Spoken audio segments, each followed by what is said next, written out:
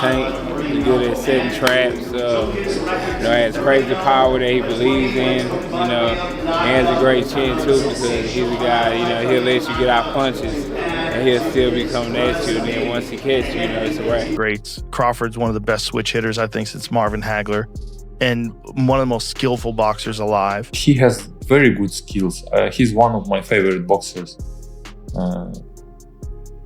He able to win this fight. Errol Spence was left in awe as he praised Terence Crawford's intense training ahead of the Canelo fight. Having previously shared the ring with Crawford, Spence acknowledged his extraordinary ring IQ and elite-level skill set. Observing Crawford's recent training footage, Spence was blown away by the speed, precision, and surgical footwork on display. Crawford looked like a monster in motion, sharp, explosive, and laser-focused. This version of Crawford is a real threat that Canelo cannot afford to underestimate. Music, step right here, roll. Reflecting on his fight with Spence, Crawford expressed deep respect for his former opponent. Known for his calculated and cerebral approach, Crawford explained how he systematically breaks down his rivals before unloading devastating flurries of punches.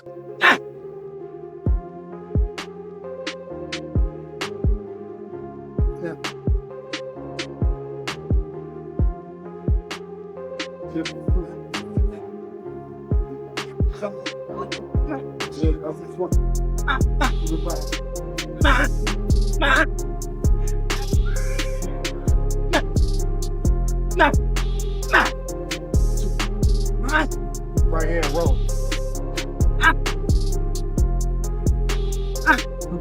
Former world champion and respected analyst Chris Algieri offered a sharp comparison between Crawford and Canelo Alvarez. Algieri pointed out that Crawford has consistently dictated the pace and outcome of nearly every fight, while Canelo has, at times, appeared vulnerable, what insiders describe as being bossed. A prime example was Canelo's loss to Dimitri Bivol, where Bivol's size, jab, and discipline controlled the action. Algieri's analysis supports the idea that Crawford's style, built on control, adaptability, and technical superiority, could prove highly problematic for even a seasoned veteran like Canelo. How hard does Spence hit? He didn't hit that hard. But he never caught you that clean. That was probably the best shot he landed. No, he caught me a couple of times, but I was surprised at how hard he didn't hit. Really? Given that everybody say, oh, he's a big puncher, I think he's just a volume puncher. I think he just wears opponents down. Just wear them down. I don't think, he has a one-punch knockout. He have power, but it's not like, boom, sleep. You know what I mean? I think it's like, bam, oh, boom, boom, boom, boom. And then he just wear you down. Right, yeah. That is a difference, right? Because if you look at his career, you never seen him, knock nobody out with one punch. You never see him, dropping nobody with one punch. You already see him, wearing them down. That's why he goes so hard to the body, because he want to wear you down.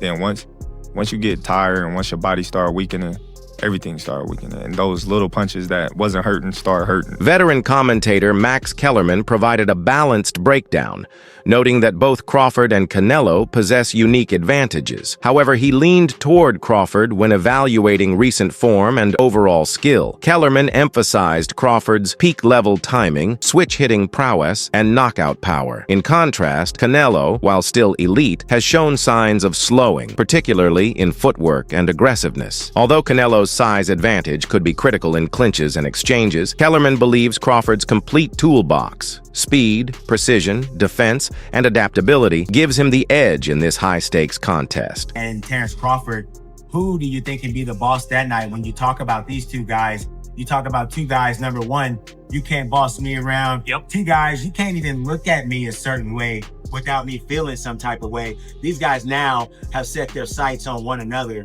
Crawford and Canelo Alvarez. Obviously, we know the weight difference, but we've seen Crawford, looks like he's coming up slowly to that weight class and kind of acclimating himself in real time. How do you see that fight playing out? We're still pretty far away from that fight, and I'm going to hold my complete analytics on that, but I'll tell you this. Contrast and compare, maybe not a pick. But I'll tell you this. I've seen Canelo pushed around. I've never seen Terence pushed around. So if you're talking about who's going to be the boss, I've never seen anyone boss Terence Crawford. I've seen Canelo get bossed. So And psychologically, when you think about that, and this is a fight where I flip flop on both guys because there's so many good points. Yeah, but he's 168. Yeah, but it's Terrence Crawford. He's undefeated. Well, yeah, no, this guy's beating this, but stylistic. Even he hits him on the arm. There's so many different things you can talk about. But from a psychological standpoint, who's fresher, who's meaner, who wants it more? That's good. That's gonna come into play. As a boxing fan, how much fun is it to see those two attitudes come together? It's kind of like the unstoppable force versus the immovable object getting ready to collide. I've worked a lot of Canelo fights. The Canelo fight weeks are great. He plays to the crowd really well. His fans are awesome. I'm thinking about the Caleb Plant situation. I'm thinking about the Billy's Joe Saunders situation. When he gets that in his head that he's got an extra chip, he becomes a really dangerous man. The dynamics of this mega fight are truly intriguing. Crawford is venturing into unfamiliar territory by moving up in weight, which typically impacts speed and endurance. Meanwhile, Canelo, though experienced at higher weights, isn't the same explosive fighter he once was.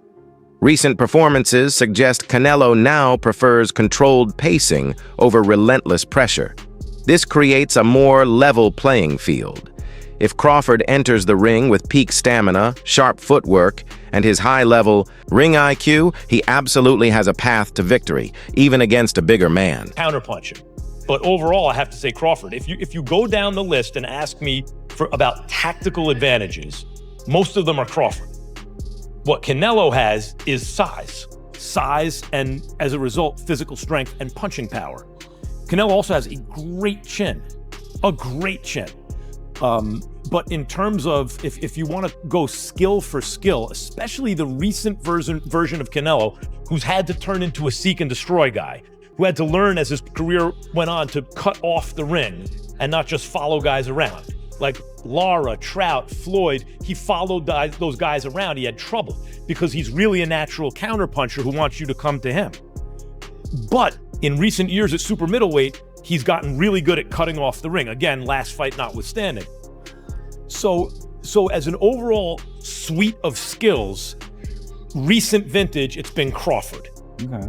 But Canelo also is skilled and has a larger skeleton than Crawford. No matter what they weigh, Canelo's the bigger guy. Yeah. You briefly mentioned Canelo's power, so who I would assume Canelo has the You'd have to think, unless Crawford, Crawford was on a knockout streak until he moved up to junior middleweight and then failed to stop Madrimov. So, and Canelo, though he has not stopped anyone in a while, we've seen he's a real puncher at 68. As far as speed, who has a better speed? You would imagine Crawford, given the fact that he is the naturally smaller fighter. Rising boxing star Abdullah Mason voiced strong confidence in Crawford, predicting a win that could shock the world. He highlighted how Crawford's power is often underestimated due to his size, but believes it's his timing, angles, and precision that generate devastating force. While the narrative has largely favored Canelo as the more powerful fighter, Mason flipped the script, suggesting that Crawford's technical firepower could end up being the real game changer, especially in the later rounds where his accuracy and conditioning tend to shine. For Canelo, obviously at 168, he has been a bit of the smaller man at that weight class, and in the last couple of years has had trouble finishing opponents and getting guys out of there like he would have at 160 or 154. So you have a bit of a duality there. Both guys coming into this fight in the, let's say, twilight of their careers, or maybe twilight of their primes, however you want to look at it. Canelo is going to be, I think, 35. Terrence is 38. So you have a similar situation, different paths and different struggles for both fighters. But when you look at who has to do more in this fight, it's clearly Terrence Crawford, as far as what he's giving up and sacrificing to win this third undisputed championship and to try to beat Canelo, who has only been beat twice in his career, which was Floyd Mayweather being slick and tagging. Canelo missed, being the smaller, lighter fighter and up there in age that was still able to take advantage of the youth and experience of Canelo Alvarez, but also just being a defensive maestro and able to counter off of that. Floyd is one of one. And then you have Dimitri Bivol, who was the bigger fighter. And the things that Canelo does very well didn't really hurt that, right? The things that had carried Canelo up in division was his power and the ability to break an opponent down, maybe not stopping them in the early to mid part of fight. Dmitry Bivol, the man who handed Canelo a recent loss, offered glowing praise for Terence Crawford. Having observed Crawford closely, Bivol noted that Terence has bulked up impressively while maintaining his speed and skill set. His words carry serious weight. Bivol knows firsthand what it takes to beat Canelo and believes Crawford has those exact tools. He highlighted Crawford's discipline, quickness, and intelligence as key factors. When someone of Bivol's caliber backs a fighter, it's a strong indication that this fight is far more competitive than it might seem on the surface. Him in Dubai maybe a month ago, I saw him. He's big, and he has very good skills. He's one of my favorite boxers. He able to win this fight, but there is a lot of but, and even not but. There is a lot of things, small things, which we don't know how he will deal with this. He need to get used to the power and pressure of 168. Because it's big difference, to be honest.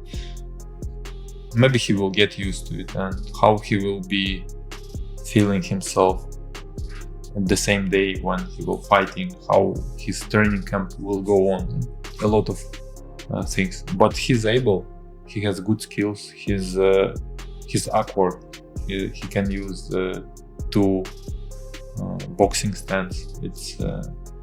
It gives him benefits, of course.